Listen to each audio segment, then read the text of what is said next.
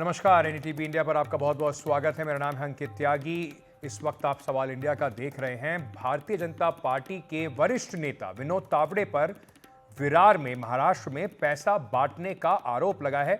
यह आरोप चुनाव से, पोलिंग से बिल्कुल एक दिन पहले यह आरोप लगा है। ये तस्वीरें जो आप देख रहे हैं, ये बहुजन विकास अघाड़ी जो है उसके कार्यकर्ताओं ने विनोद तावड़े पर आरोप लगाया, जहां पर विनोद तावड़े खुद मौजूद थे एक होटल में। वहां पहुंचकर उन्होंने एक डायरी और कुछ पैसा जो है वो वहां पर जब्त किया और उसके बाद आरोप लगाया कि कैसे पैसे बांटे जा रहे हैं भारतीय जनता पार्टी के नेताओं के द्वारा। इसको लेकर बहुजन विकास अघाड़ी के कार्यकर्ताओं ने हंगामा भी किया। हालांकि विनोद तावड़े ने आरोपों से इनकार किया है और बीजेपी ने इन आरोपों को बेबुनियाद बताया है। बीजेपी का कहना है कि तावड़े मतदान की योजना बनाने के लिए कार्यकर्ताओं से मिलने पहुंचे थे। अगर पैसे बांटने का कोई आरोप है तो चुनाव आयोग उसकी जांच करे और होटल के सारे सीसीटीवी फुटेज को चेक कराए। इस मामले में चुनाव आयोग ने विनोद तावड़े के खिलाफ शिकायत जो है वो दर्ज कर ली है। वहां से लौटते समय नालासोपारा विधानसभा चुनाव क्षेत्र में कार्यकर्ताओं की बैठक चल रही थी। वहां पर चुनाव के दिन की जो आचार संहिता होती है कि जो वोटिंग मशीन है उस पर सील कैसे लगना है, सील आखिर में कैसे होना है, ऑब्जेक्शन अगर लेना है तो क्या करना होता है, ऐसी जो हम 12 बातें बताते हैं वो बताने के लिए मैं पहुंचा था। सामने वाला जो पार्टी हमारे मित्र पक्ष है, इधर अप्पा ठाकुर जी है या क्षिति है, उनके कार्यकर्ताओं को लगा कि हम पैसे बांट रहे हैं। तो चुनाव आयोग उसकी इंक्वायरी करे, पुलिस इंक्वायरी करे, सीसीटीवी फुटेज ले ले, तो उसमें वास्तव जो है, मैं तो 40 साल से पार्टी में हूँ। अप्पा ठाकुर मुझे जानते हैं, क्षितिज मुझे जानते हैं, सब पार्टी जानती है। तो जो वास्तव है वो सबको पता है और फिर भी चुनाव आयोग ने निष्पक्ष इंक्वायरी करनी चाहिए, ऐसा मेरा भी आग्रह है। विनोद तावड़े जी भारतीय जनता पार्टी के राष्ट्रीय महासचिव हैं। महाराष्ट्र के बड़े नेता रहे बीजेपी की सरकार की। अब राष्ट्रीय महासचिव, उनके ऊपर बहुत जिम्मेदारी रहती है। कभी चंडीगढ़ का मेयर को बनाओ, वहां पैसा बांटो, हरियाणा में पैसा बांटो। वो बहुत ही अनुभवी व्यक्ति है। उसमें इस काम का महाराष्ट्र का सबसे अनुभवी व्यक्ति कौन होगा तो तावड़े जी है। चलिए सीधे चलते हैं। हमारे सहयोगी जितेंद्र दीक्षित इस वक्त हमारे साथ जुड़ रहे हैं। जितेंद्र, सबसे पहले आपसे ये समझना चाहेंगे, ये बड़े गंभीर आरोप विनोद तावड़े पे लगे हैं। कुछ वीडियो जो हैं वो भी दिखाई पड़ रहे हैं। एक डायरी की बात हो रही है, कुछ पैसा जो एक बैग में जब्त किया गया उसकी बात हो रही है। क्या इस पर अभी चुनाव आयोग कर रहा है और जिस तरीके से पूरा घटनाक्रम हुआ है जरा विस्तार से बताइए। देखिए, मामला आज दोपहर का है। विनोद तावड़े मुंबई का जो पड़ोसी ज़िला है पालघर, वहाँ गए हुए थे किसी काम से, और जब वहाँ से लौट रहे थे तो उनको वसई विरार, जो कि उसी क्षेत्र में आता है, वहाँ के कार्यकर्ताओं ने, विनोद तावड़े का ऐसा कहना है कि उनसे अनुरोध किया कि आप हमें आचार संहिता का किस तरह से पालन करना है, चुनाव वाले दिन क्या नियम कानून होंगे, हमें किस तरह से बर्ताव करना है, इन सब बारे में जानकारी दीजिए, हमारा मार्गदर्शन कीजिए। तो इसके लिए विनोद तावड़े वहां पर गए थे। एक होटल में एक कार्यक्रम था, एक बैठक थी। अब उसी दौरान वहां पर बहुजन विकास अघाड़ी के कार्यकर्ता भी पहुंच गए और क्षितिज ठाकुर, जो कि उस इलाके के विधायक हैं बहुजन विकास अघाड़ी से, वो भी वहां पर पहुंच गए। क्षितिज ठाकुर का एक परिचय ये भी है कि वहीं के बाहुबली विधायक हितेंद्र ठाकुर के वे बेटे भी हैं।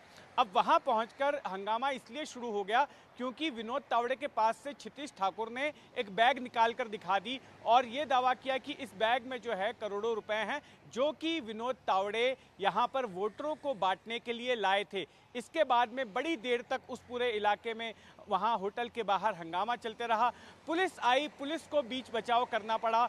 पुलिस के पास में जानकारी दी गई, चुनाव आयोग के अधिकारियों को इस मामले में जानकारी दी गई। चुनाव आयोग के अधिकारी भी वहां पर पहुंचे और करीब 2 से ढाई घंटे तक जो है विनोद तावड़े वहीं पर बहुजन विकास अघाड़ी के कार्यकर्ताओं के बीच में घिरे रहे।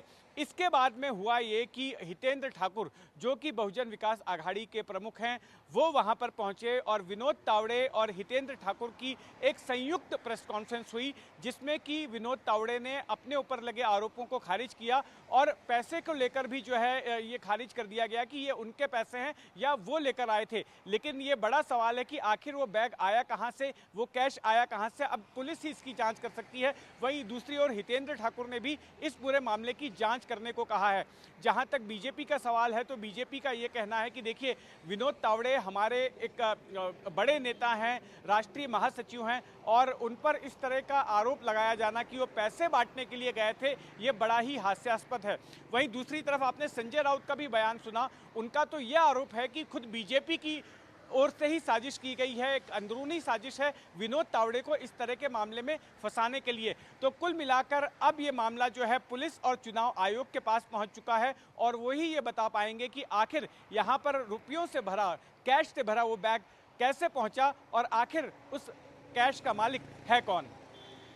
और क्योंकि ये चुनाव जो कि कल वोटिंग है उससे एक दिन पहले हुआ है, तो जिस तरीके से बार बार बात हो रही थी कि पैसे का बहुत ज़्यादा इस्तेमाल हो सकता है, आखिरी के एक दिन में चुनाव कैसे बदलेगा, उसको लेकर ये आरोप और भी संगीन हो जाते हैं। जितेंद्र, बहुत बहुत शुक्रिया हमारे साथ इस वक्त जुड़ने के लिए। महाराष्ट्र से ही बात करते हैं। महाराष्ट्र के नासिक में एक होटल में चुनाव आयोग के अधिकारियों ने 2 करोड़ रुपए बरामद किए।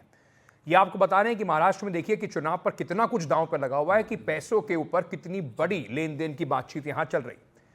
शिंदे गुट के नेता जयंत साठे के कमरे से 500 रुपए के नोटों से 500 रुपए के जो गड्डियां होती हैं उससे भरा एक बैग बरामद हुआ है।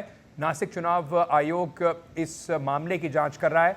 जयंत साठे का कहना है कि ये पर्सनल व्यापारी मामला है, इससे राजनीति का कोई वास्ता नहीं।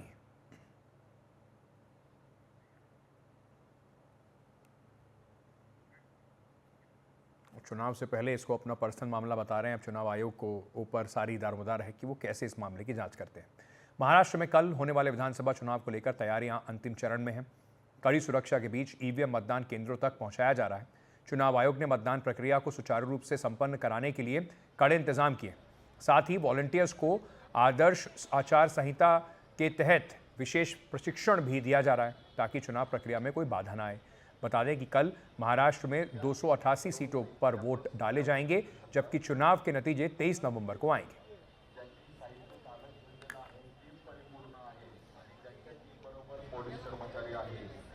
महाराष्ट्र में होने वाले विधानसभा चुनाव के लिए अब कुछ ही घंटे बाकी है और चुनाव आयोग द्वारा अब पूरी तैयारियां की जा चुकी है, की जा रही है।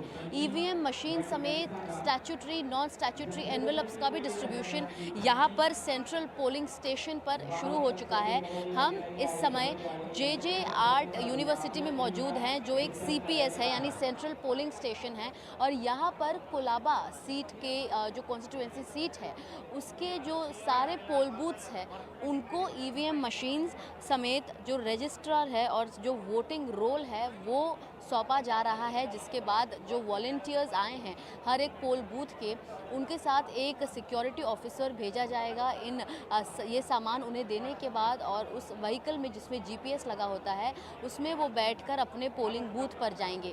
ऐसे में ये पूरी प्रक्रिया कई दिनों से शुरू है और आज सभी वॉलंटियर्स को उनके जो इक्विपमेंट्स है वो सौंपे जा रहे हैं, जिसके चलते जो तैयारियां हैं वो पूरी की जा सके। और अगर आप यहाँ पर देखें तो पूरे 260 पोल बूथ जो कोलाबा कॉन्स्टिट्यूएंसी में स्थित है उनके लिए यहाँ पर अरेंजमेंट्स किए गए हैं। मुंबई में 36 विधानसभा सीट है, जिसके चलते यहाँ पर पूरे मुंबई में 36 CPS यानी सेंट्रल पोलिंग स्टेशंस को रखा गया है।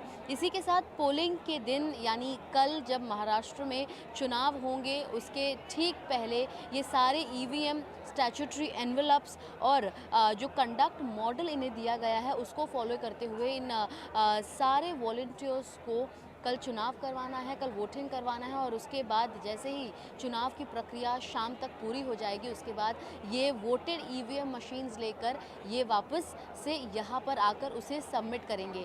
यहाँ पर सिक्योरिटी के पूरे इंतज़ाम किए गए हैं।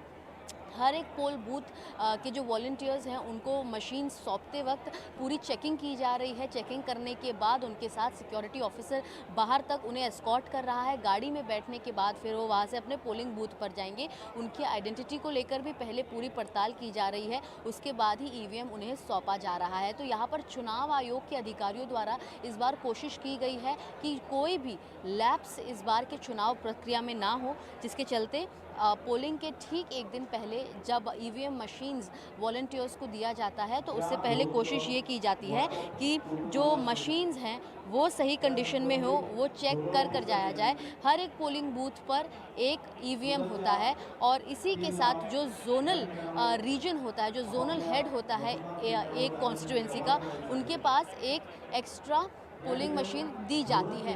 तो ऐसे में पूरी प्रक्रिया यहाँ पर चुनाव आयोग द्वारा जो कंडक्ट मॉडल है वो इन वॉलंटियर्स को समझा दिया गया है, उसकी इन्हें ट्रेनिंग दी गई है ताकि जब चुनाव की प्रक्रिया हो तो उसमें किसी प्रकार की भी दिक्कत या समस्याएं उत्पन्न ना हो। ऐसे में लोकसभा चुनाव में जहाँ देखा गया कि कैसे जो लोग वोट करने आते हैं वो अपने मोबाइल फ़ोन्स लेकर भी अंदर चले जाते हैं, तो ये अवॉइड किया जा सके इसलिए वहाँ पर सिक्योरिटी को और ज़्यादा हर पोलिंग बूथ पर कड़ी की गई है। इन वॉलंटियर्स को ट्रेनिंग दिया गया है ताकि हर कोई अपना फ़ोन अंदर लेकर ना जा सके। और इसी के साथ महाराष्ट्र में होने वाले 288 सीटों पर विधानसभा चुनाव के लिए आज ठीक एक दिन पहले चुनाव आयोग ने सारी तैयारियां कर दी है।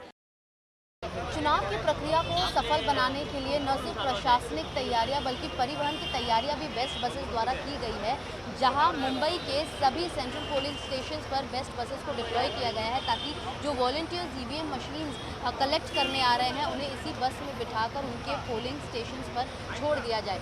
ऐसे में बेस्ट की दी जानकारी के मुताबिक पहले आरटीओ द्वारा 1250 बसों की मांग की गई थी, जिसके बाद बेस्ट ने जो रोज़ाना परिवहन की सेवाएं हैं वो भी डिस्टर्ब ना हो, जिसके चलते 657 बसेस इलेक्शन कमीशन को दी गई ताकि जो वॉलंटियर्स हैं, जो वोटर्स हैं, वो सही रूप से, सुचारू रूप से वोट करने आ सके।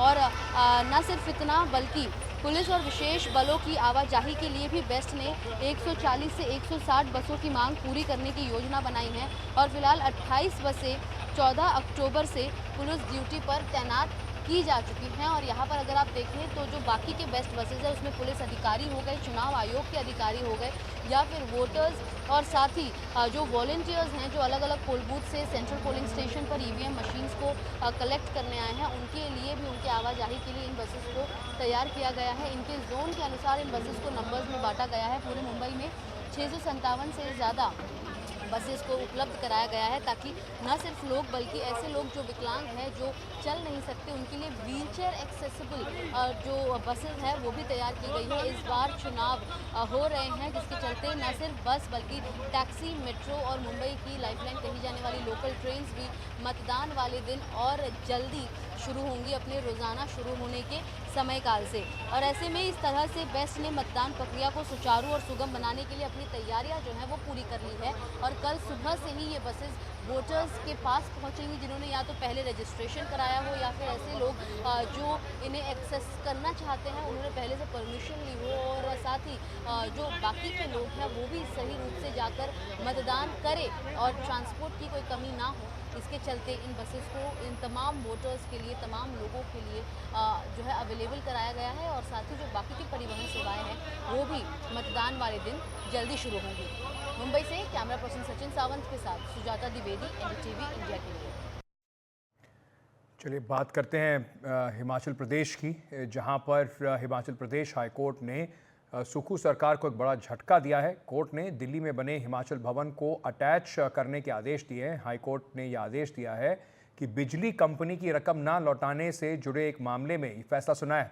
साथ ही अदालत ने इस मामले में बिजली विभाग के प्रधान सचिव को एक फैक्ट फाइंडिंग कमेटी बनाकर जांच करने के आदेश भी दिए हैं। दरअसल हिमाचल प्रदेश के लाहौल स्पीति ज़िले में चिनाब नदी पर 400 मेगावाट का सेली हाइड्रो प्रोजेक्ट बनाना था। इस प्रोजेक्ट से पहले भी जो आर्बिट्रेशन में सरकार को कंपनी की ओर से जमा की गई 64 करोड़ रुपए की अपफ्रंट मनी जो राशि थी 7% ब्याज के साथ लौटाने का आदेश दिया गया था, लेकिन सरकार ने आदेश की अवहेलना की और अब यह राशि ब्याज के साथ 150 करोड़ रुपए तक पहुंच चुकी है।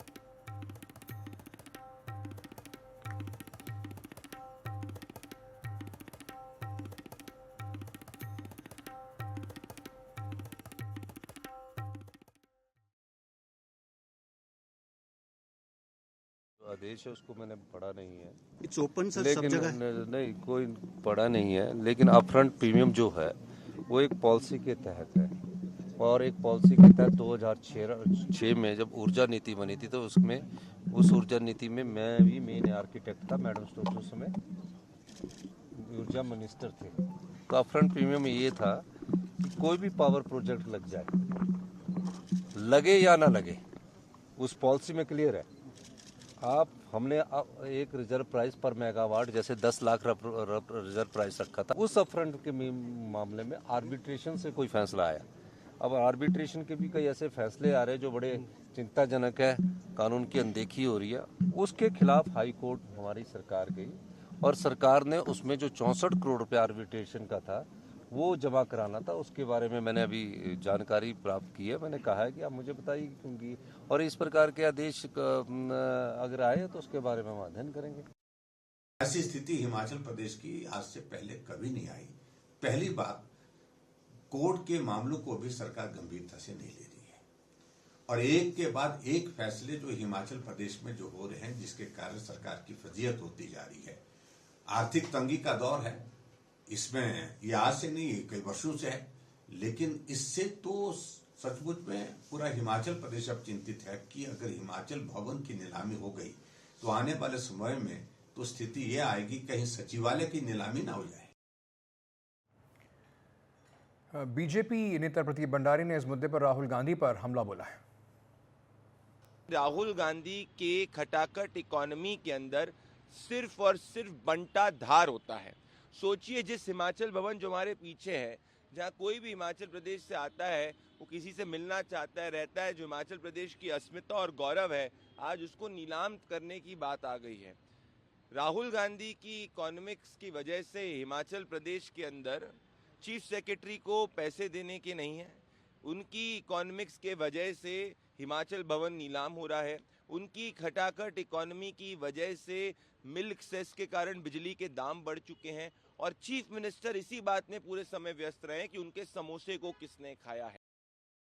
हिमाचल प्रदेश की सरकार लगातार फाइनेंशियल क्राइसिस देख रही है और अब हिमाचल प्रदेश की सरकार को एक नया झटका, क्योंकि कोर्ट ने एक ऑर्डर किया है जिसमें कहा है कि जो हिमाचल भवन मंडी हाउस न्यू दिल्ली में उसकी प्रॉपर्टी को अटैच किया जाए और इनसे पैसा रिकवर किया जाए, क्योंकि कहीं ना कहीं हिमाचल प्रदेश की सरकार ने जो पावर फर्म के ड्यूज़ थे वो नहीं भरे। उसके बाद वो कंपनी कोर्ट में गई और कोर्ट में ये ऑर्डर किए गए कि जो प्रॉपर्टी है हिमाचल भवन वो अटैच की जाए और पैसा रिकवर किया जाए। वहीं कोर्ट ने ये भी आदेश किए कि इस बात की भी तहकीकात की जाए कि कौन से ऐसे अधिकारी थे जिन्होंने अनदेखी की और ड्यूज़ नहीं भरे। आइए देखते हैं हिमाचल सरकार इस नई मुसीबत को कैसे डील करती है और क्या ये फाइनेंशियल क्राइसिस जो हिमाचल सरकार लगातार फेस कर रही है उससे बाहर आ पाती है या नहीं। कैमरामैन राजेश के साथ गुरप्रीत सिंह चीना फॉर NDTV चंडीगढ़। हम इस वक्त दिल्ली के मंडी हाउस पर हिमाचल भवन के ठीक सामने खड़े हैं। हिमाचल भवन दिल्ली में हिमाचल प्रदेश की शान कहा जाता है और अब इसी भवन को हिमाचल हाई कोर्ट ने कुर्की के आदेश दिए हैं, यानी नीलामी के। वजह यह है, हिमाचल सरकार को जो है सेली कंपनी को जो है 64 करोड़ रुपया अपफ्रंट मनी जो चुकाने थे वो चुका नहीं पाया। पिछले साल ही जो हिमाचल हाई कोर्ट ने यह जजमेंट दिया था कि आप सेली हाइड्रो पावर प्रोजेक्ट जो कंपनी है उसको आप 64 करोड़ रुपया दीजिए, लेकिन सरकार नहीं दे पाई। और अब हाई कोर्ट ने ही फैसला दिया है कि न केवल 64 करोड़ रुपया दीजिए बल्कि 7% ब्याज भी दीजिए। ये कुल रकम हो जाता है करीब 150 करोड़। हाई कोर्ट ने यह भी कहा है कि क्यों ना उन अधिकारियों से पैसा वसूला जाए जिनकी वजह से जो 7% का ब्याज जो है सरकार को देना पड़ेगा।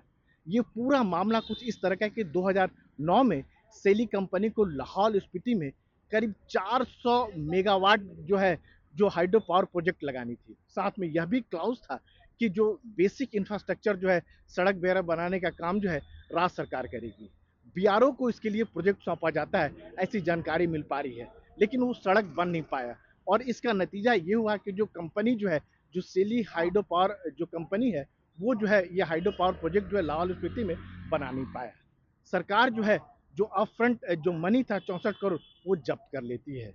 उसके बाद कंपनी जो है हाई कोर्ट में जाती है और हाई कोर्ट जो है आर्बिट्रेशन होता है और फैसला जो है कंपनी के हक में दिया जाता है। सरकार उनके खिलाफ फिर से हाई कोर्ट में जाती है और हाईकोर्ट का फैसला आया था पिछले साल ही कि आपने 64 करोड़ रुपया दे दिया, क्यों नहीं चुकाया। और अब जब सरकार जो 64 करोड़ के साथ साथ कहा गया है कि 7% जो है ब्याज भी दीजिए, यानी 150 करोड़ रुपया हिमाचल प्रदेश सरकार को जो है सेली कंपनी को देने हैं। तो सुक्खू सरकार को कह सकते हैं एक बड़ा झटका लगा है इस फैसले के बाद से। नई दिल्ली में राजीव रंजन, एनडीटीवी इंडिया। और चलिए अब बात करते हैं अनमोल बिश्नोई पर। एनडीटीवी के बड़े खुलासे की। बीते गुरुवार को अमेरिका में कैलिफोर्निया के सैक्रामेंटो में अनमोल बिश्नोई को पकड़ा गया था। भारत से जुड़े किसी केस में उसे डिटेन नहीं किया गया। अमेरिका में उसको डिटेन करने के पीछे स्थानीय कारण हैं। सूत्रों के मुताबिक उसके पास मिले दस्तावेजों में कुछ कमी पाई गई है, जिसके कारण उसे डिटेन किया गया था। अभी ये साफ नहीं है कि उस मामले में उसे बेल मिल पाई है या नहीं। वो पुलिस की कस्टडी में अभी भी है। खुफिया एजेंसियों के मुताबिक अनमोल के भारत लाने का फिलहाल कोई संभावना नहीं है। हमारे सहयोगी मुकेश इस वक्त जानकारी दे रहे हैं। मुकेश, जब ये खबर आई थी तो लग रहा था कि कुछ भारत की तरफ से, एजेंसीज की तरफ से कुछ बड़ा शायद ऑपरेशन के तौर पर चल रहा है, लेकिन अब कम से कम आपकी रिपोर्ट से ये साफ हो जाता है कि अनमोल बिश्नोई को भारत लाने का खतरा फिलहाल नहीं है। देखिए, बिल्कुल अनमोल बिश्नोई पर एनआईए ने 10 लाख रुपए का इनाम रखा हुआ है और देश के टॉप मोस्ट गैंगस्टरों में वो एक है। सिद्धू मूसेवाला से लेकर बाबा सिद्दीकी हत्याकांड में उसका नाम सामने आ चुका है। सलमान खान के घर के बाहर फायरिंग का मामला हो, उसमें भी वो मास्टरमाइंड है। तो ये जानकारी शुरुआत में आई थी कि अनमोल बिश्नोई को भारत के किसी केस में डिटेन किया गया है, लेकिन जो खुफिया एजेंसी के सोर्सेस हैं उन्होंने एनडीटीवी को ये साफ किया है कि अनमोल बिश्नोई अमेरिका के कैलिफोर्निया में, जो सैक्रामेंटो जो राजधानी है कैलिफोर्निया की, वहां पर बीते गुरुवार को डिटेन किया गया था। लेकिन वहां का कोई लोकल मामला है जिसमें उसको डिटेन किया गया था। उसके पास जो दस्तावेज हैं उसमें कुछ कमियां मिली हैं, जिसके चलते उसको डिटेन किया गया है। लेकिन अभी ये साफ नहीं है कि क्या उसको बेल मिल गई है या फिर वो अमेरिका की पुलिस की कस्टडी में है। इसको लेकर कुछ साफ नहीं है। जो खुफिया एजेंसियां हैं उनके मुताबिक अभी अनमोल बिश्नोई को भारत लाना बहुत मुश्किल है। हालांकि जो एजेंसियां हैं वो लगातार जो अमेरिकी एजेंसियां हैं उनके संपर्क में हैं, लेकिन फिलहाल अनमोल बिश्नोई के भारत लाने की संभावना बहुत कम है, क्योंकि उसे किसी भी भारतीय केस को लेकर डिटेन नहीं किया गया है। और अमेरिका में ऐसा होता भी है कि वो अपने जो उनके सिटीजन्स होते हैं उनको बहुत कम जो है डिपोर्ट करता है या फिर उनका प्रत्यर्पण करवाता है। ऐसे बहुत कम मामले होते हैं जो अमेरिका में इस तरह के होते हैं। तो अभी इस पूरे मामले को लेकर जो भारतीय एजेंसियां हैं वो लगातार अमेरिकी एजेंसियों के संपर्क में हैं। लेकिन जो जानकारी मिली है एनडीटीवी को यही मिली है कि उसको एक लोकल केस में डिटेन किया गया है और किसी भारतीय केस में उसको डिटेन नहीं किया गया है और फिलहाल उसको भारत लाने की संभावना बहुत कम है। जी, बहुत बहुत शुक्रिया हमारे साथ जुड़ने के लिए मुकेश। भारत लाने की संभावना जो है अनमोल बिश्नोई की अभी काफ़ी कम है और उसको अमेरिका के ही किसी मामले में डिटेन किया गया है, ना कि भारत से जुड़े किसी मामले में।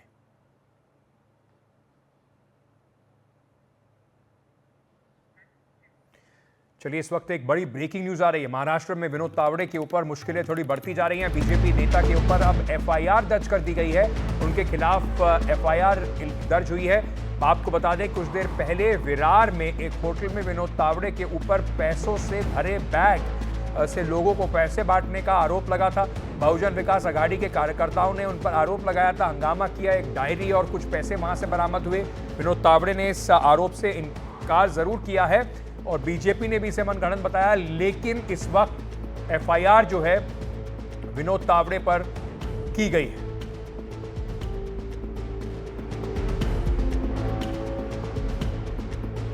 तो बहुजन विकास अघाड़ी के आरोपों के बाद विनोद तावड़े जो बीजेपी के वरिष्ठ नेता हैं उनके ऊपर एफआईआर महाराष्ट्र में अब हो गई है। पैसे बांटने का आरोप उनके ऊपर लगाया गया है और कहा यह जा रहा है कि विनोद तावड़े एक होटल में बैठकर यहां पर पैसे बांट रहे थे। एक डायरी और कुछ वहां से पैसे बरामद भी किए गए, लेकिन अब क्या और किस तरीके से ये पूरा मामला चलेगा आगे, इसको देखना होगा, क्योंकि विनोद तावड़े ने अभी तक इस पूरे मामले से इनकार किया है।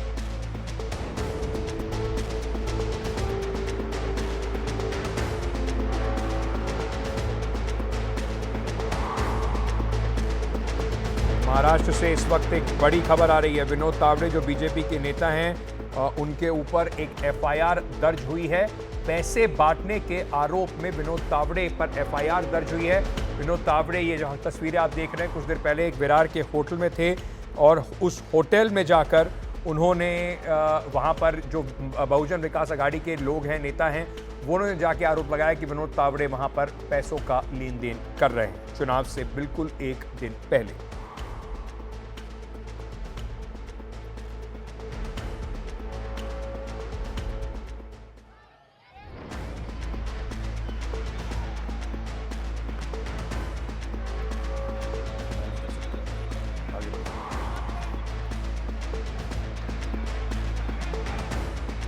चुनाव से एक दिन पहले बड़ी खबर। विनोद तावड़े जो बीजेपी के वरिष्ठ नेता हैं, उनके ऊपर पैसे बांटने का आरोप लगा है। विरार के एक होटल में बैठकर वो पैसे बांट रहे थे, ऐसा आरोप लगाया गया है। बहुजन विकास आघाड़ी के नेताओं ने विनोद तावड़े को ऐसा आरोप लगाया कि उन्होंने वहां पर पहुंच के उन्होंने मौके से एक डायरी और पैसे बरामद किए हैं। विनोद तावड़े के हाथ से कुछ पैसे खींचे गए। एक बैग जो आप इस वक्त देख रहे हैं, उसमें कहा गया कि करोड़ों रुपए हैं जो बांटे जा रहे हैं। और इस आरोप के बाद अब एफआईआर दर्ज हुई है विनोद तावड़े, और बीजेपी ने इन आरोपों से इनकार किया है।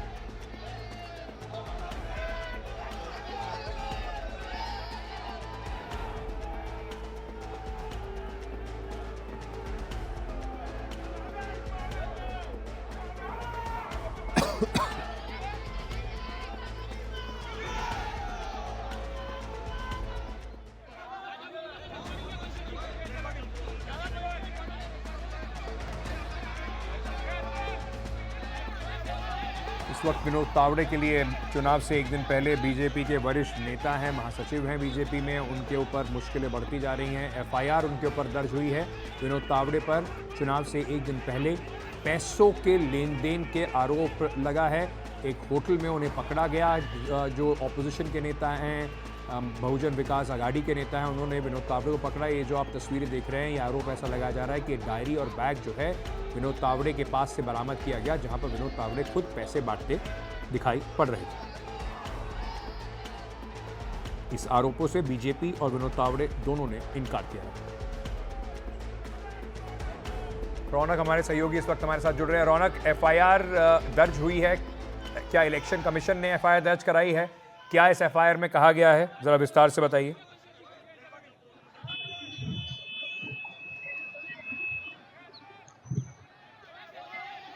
रौनक, क्या आप हमें सुन पा रहे हैं? जी, अभी आपकी आवाज आ रही है। आप रौनक, सबसे पहले आपसे ये समझना चाहेंगे कि क्या ये जो एफआईआर दर्ज हुई है, इलेक्शन कमीशन की ओर से एफआईआर दर्ज कराई गई है या ऑपोजिशन की तरफ से? क्या इस एफआईआर में कहा गया है? हाँ जी, देखिए, ये इलेक्शन चुनाव आयोग की तरफ से एफआईआर दर्ज कराई गई है और मुख्य तौर पर जिस तरह के आरोप लगे, वो आरोप यहाँ पर जो लगाए गए हैं, विपक्ष की तरफ से लगाए गए हैं। जिस होटल में विनोद तावड़े कार्यकर्ताओं से मुलाकात करने के लिए पहुंचे थे, उस होटल के कमरों में लगभग 9 लाख रुपए मिले हैं और चुनाव आयोग के अधिकारियों ने ये ब्राउन कलर के पैकेट्स में ये कैश जो है बरामद की है, उसकी गिनती जारी है। और भी रूम, जिस रूम में विनोद तावड़े पहुंचे हुए थे, उन रूम की भी तलाशी ली जा रही है। लेकिन प्राथमिक तौर पर जिस तरह की शिकायत विपक्ष की तरफ से की गई, उसके बाद और जो वीडियो अवेलेबल है, उसको देखते हुए विनोद तावड़े के खिलाफ फिलहाल एफआईआर दर्ज की गई है और आगे की तफ्तीश की जा रही है। मैं आपको बता दूं कि बहुजन विकास आघाड़ी देवेंद्र फडणवीस और एकनाथ शिंदे की सरकार को समर्थन दे रहे थे, लेकिन लोकसभा और विधानसभा चुनाव के वक्त ये पार्टी ने समर्थन निकाल लिया था। फिलहाल ये महायुति और महाविकास आघाड़ी से अलग होकर चुनाव लड़ रही है। विरार और पालघर के इलाके में इनका अपना एक दबदबा माना जाता है। पिछले बार यानी 2019 के विधानसभा चुनाव में 3 विधायक यहां से जीत कर आए थे और अभी भी यहां पर कांटे की टक्कर बताई जा रही है। जिस इलाके में विनोद तावड़े के साथ ये पूरा वाकया देखने को मिला, उस इलाके से विनोद तावड़े के करीबी चुनाव लड़ रहे हैं और उनसे मुलाकात करने के लिए विनोद तावड़े वहां पर पहुंचे हुए थे। हालांकि विनोद तावड़े ने और हितेंद्र ठाकुर, जो कि बहुजन विकास आघाड़ी के प्रमुख है, उन दोनों ने एक साझा प्रेस कॉन्फ्रेंस की। इस प्रेस कॉन्फ्रेंस के दौरान भी विनोद तावड़े ने उन पर लग रहे सारे आरोपों को खारिज किया। उन्होंने कहा कि वे पास ही के एक इलाके में दौरे पर गए थे और कार्यकर्ताओं ने उनसे मिलने की गुजारिश की। ये कहा कि कल जिस तरह से मतदान होना है उसके पहले क्या कुछ प्रोसेस होती है, ये समझाने के लिए मैं उनसे यहाँ पर मुलाकात करने के लिए आया था। ये जो पैसे यहाँ पर मिले हैं उससे मेरा कोई लेना देना नहीं, इस मामले की निष्पक्ष जांच होनी चाहिए। जी, विनोद तावड़े कह रहे हैं इस मामले से उनका कोई लेना देना, निष्पक्ष जांच होनी चाहिए। वीडियो में वो सामने बैठे दिखाई पड़ रहे हैं और पैसों से भरा बैग लिए लोग खड़े हुए दिखाई पड़ रहे हैं। तो ये एक बड़ी मुश्किल इस वक्त बीजेपी के नेता के लिए, भारतीय जनता पार्टी के लिए चुनाव से बिल्कुल एक दिन पहले। बहुत बहुत शुक्रिया रौनक हमारे साथ जुड़ने के लिए। एक छोटा सा ब्रेक लेके वापस आ रहे हैं, बने रहिए हमारे साथ।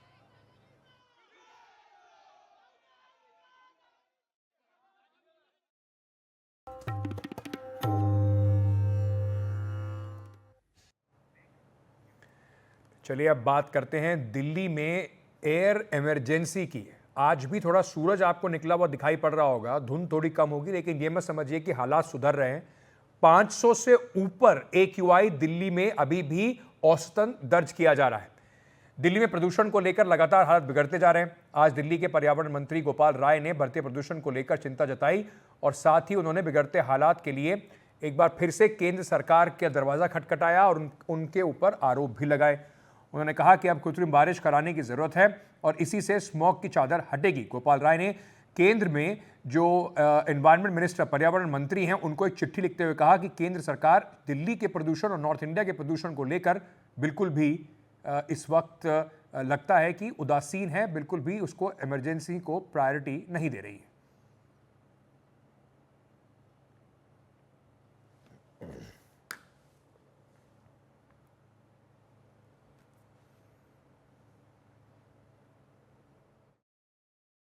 देश की राजधानी दिल्ली लगातार प्रदूषण की चपेट में है। AQI लगातार जो है बेहद गंभीर स्थिति में बना हुआ है और आज हमारे साथ मौजूद हैं पर्यावरण मंत्री गोपाल राय, तो हम इनसे बात करेंगे। सर, लगातार जो है दिल्ली में प्रदूषण बेहद गंभीर स्थिति में है, तो अब क्या स्टेप्स जो है दिल्ली सरकार द्वारा लिए जाएंगे? पहली बात तो ये दिल्ली में नहीं है जी, पूरे उत्तर भारत में है। हरियाणा में है, उत्तर प्रदेश में है, मध्य प्रदेश में है, राजस्थान में है। पूरा उत्तर भारत इस समय प्रदूषण की चपेट में है और जब आधा देश का हिस्सा प्रदूषण की चपेट में है, दिल्ली सरकार काम कर रही है और भारतीय जनता पार्टी की सभी सरकारें सो रही हैं। ऐसी स्थिति जब सबको सक्रियता से काम करने की जरूरत है, आज पूरी भारतीय जनता पार्टी की सरकार सो रही है, इससे बड़ा दुखद और कुछ नहीं हो सकता है। आर्टिफिशियल रेन के लिए पिछली बार ही हमने IIT कानपुर के साथ पहल शुरू की थी। उनका कहना था कि इसके लिए सेंट्रल गवर्नमेंट की कई सारी परमिशंस चाहिए, इसीलिए इस बार अगस्त के महीने से ही हमने केंद्रीय पर्यावरण मंत्री जी को चिट्ठियां लिखनी शुरू की कि भाई एक इमरजेंसी मीटिंग बुला लीजिए, एक मीटिंग बुला लीजिए, जो परमिशंस की ज़रूरत है उसको पूरा किया जाए। सर, एक और सवाल कि जो आर्टिफिशियल रेन की आपने बात कही कि अगर ये मीटिंग होती है और उसके बाद आर्टिफिशियल रेन दिल्ली में लागू किया जाता है तो कितना कारगर होगा वो? देखिए, ये तो करने के बाद ही पता चलेगा जी। अभी तक तो दिल्ली में हुआ नहीं। पिछली बार हम कोशिश कर रहे थे लेकिन परमिशन नहीं थी तो नहीं हो पाया। तो जो IIT कानपुर के लोगों का जो एक्सपीरियंस है वो ये कहता है कि जिस अगर स्मॉग है और उसमें हवा और पानी ही तोड़ सकता है तो हमें प्रयास तो करना पड़ेगा। जैसे हम बहुत सारे प्रयास कर रहे, उसी तरह से इसकी इमरजेंसी सिचुएशन में इमरजेंसी प्रयास हमें करने पड़ेंगे। क्या ऑड इवन लागू हो सकता है? देखिए, जो भी जरूरी कदम होंगे, हम एक्सपर्ट्स के ओपिनियन ले रहे हैं, जो जो जरूरी कदम होंगे उस पर उठाएंगे। दिल्ली से कैमरा पर्सन राकेश महाले के साथ प्रेरणा शर्मा, NDTV इंडिया के लिए। वहीं राष्ट्रीय राजधानी दिल्ली और उसके आसपास के इलाकों में हवा लगातार जहरीली जो है वो स्तर जो है वो बिल्कुल इमरजेंसी के तौर पर अगर देखा जाए तो बना हुआ है। वायु प्रदूषण के बढ़ते स्तर और उसे कम करने के लिए तमाम उपायों का कोई फ़ायदा अभी दिखाई नहीं पड़ रहा है। आज सुबह दिल्ली का AQI जो है वो 500 के रिकॉर्ड स्तर पर पहुंच गया। बढ़ते प्रदूषण के स्तर को देखते हुए दिल्ली यूनिवर्सिटी JNU ने ऑनलाइन क्लासेस का ऐलान किया। साथ ही दिल्ली की सरकार ने स्कूलों में 10वीं और 12वीं क्लास के भी ऑनलाइन होने की बात कही। इसके अलावा NCR के सभी स्कूलों को बंद करने के आदेश देकर ऑनलाइन क्लास मोड में डाल दिया गया। इसके अलावा दिल्ली के सरकारी दफ्तरों के समय में बदलाव किया गया है। अब एमसीडी के दफ्तर सुबह 8:30 से लेकर शाम 5 बजे तक खुले रहेंगे, काम करेंगे। वहीं दिल्ली सरकार के दफ्तर 10 बजे से लेकर 6:30 बजे तक। प्रदूषण के बढ़ते के चलते दिल्ली के कई इलाकों में धुंध छाई रही और विजिबिलिटी जो है वो काफ़ी कम रही, जिससे फ्लाइट्स भी प्रभावित हुई। चलिए छोटा सा एक ब्रेक ले लेते हैं, ब्रेक के बाद वापस आ रहे हैं, बने रहिए हमारे साथ।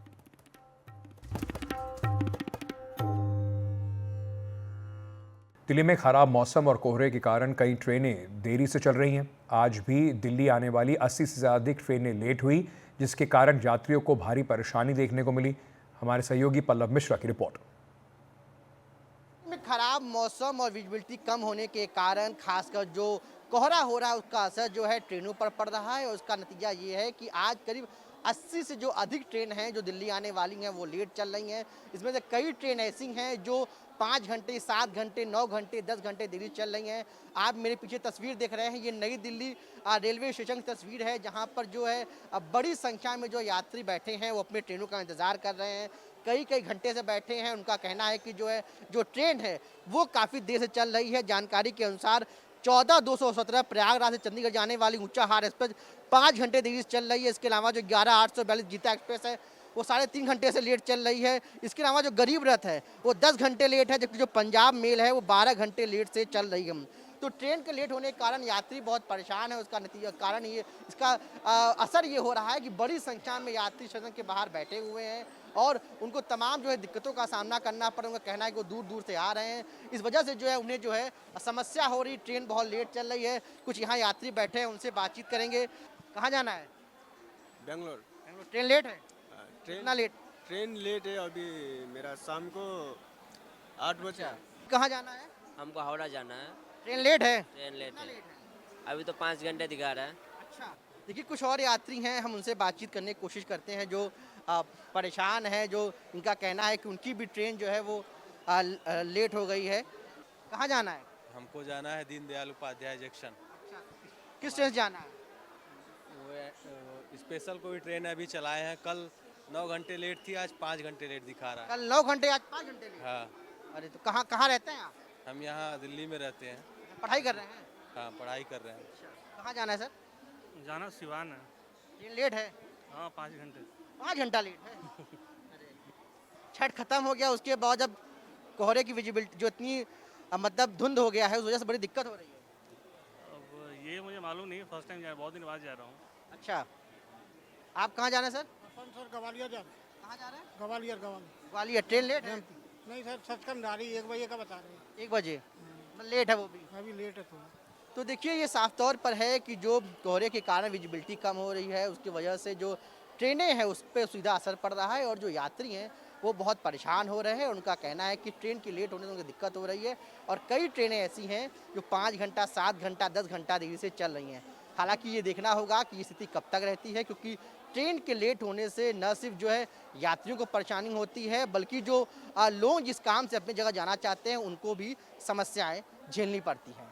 नई दिल्ली से अपने सहयोगी सत्यम के साथ पल्लव मिश्रा, एनटीवी इंडिया। सवाल इंडिया का मैं आज के लिए इतना ही। खबरों का सिलसिला एनटीवी इंडिया पर जारी है, बने रहिए हमारे साथ।